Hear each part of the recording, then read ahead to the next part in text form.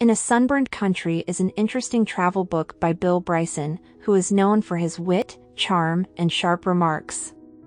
It's a story about his trip across Australia, which is huge, exciting, and full of wild surprises. Bryson starts his trip on the east side of Australia, where he arrives with an open mind and a sense of adventure. He falls in love with the country quickly because of how beautiful it is, how funny it is, and how strange the animals are. He is amazed by how big Australia is and how many different kinds of plants and animals live there. Australia is an island that is as big as the United States but has a tiny fraction of the people. Bryson's story doesn't have a traditional plot or characters. Instead, it's about his experiences with the land, its past, and the people who live there. As he travels from one end of the country to the other, we meet interesting people like Prime Minister Harold Holt, who suddenly disappeared while swimming, and the strange scientists who have spent their whole lives studying Australia's unique plants and animals. Through his camera, we see Sydney and Melbourne, two of Australia's most famous towns. We also go to the remote outback, where the red soil is shocking, and see the Great Barrier Reef, which is so beautiful that it takes our breath away. We see that Australia has a contradictory personality. It's a beautiful country, but its snakes, spiders, and box jellyfish are very dangerous. The past of Australia is also remembered on this trek.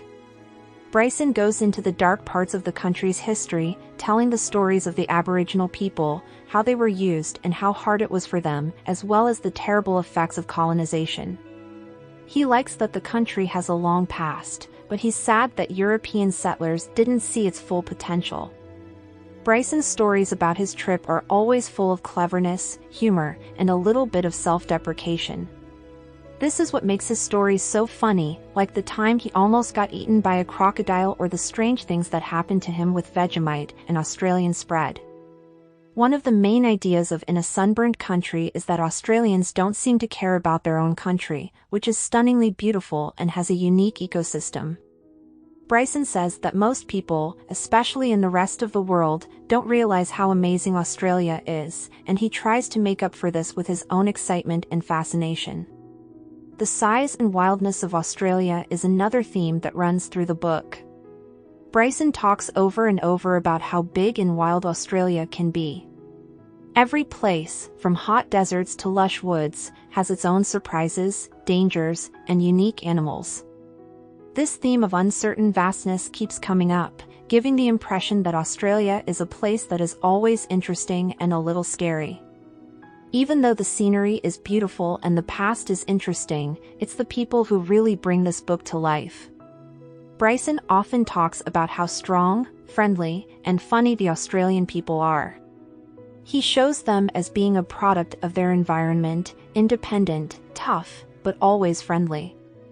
In a Sunburned Country is both a journey and a study of what it's like to live in a different culture.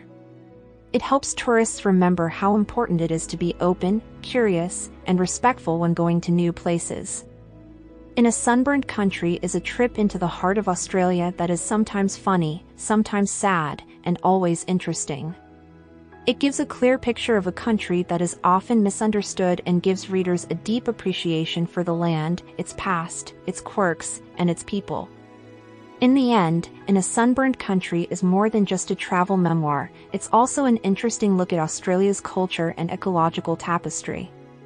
With Bryson as your guide, your trip through this hot country is sure to be one you'll never forget and that will make you think.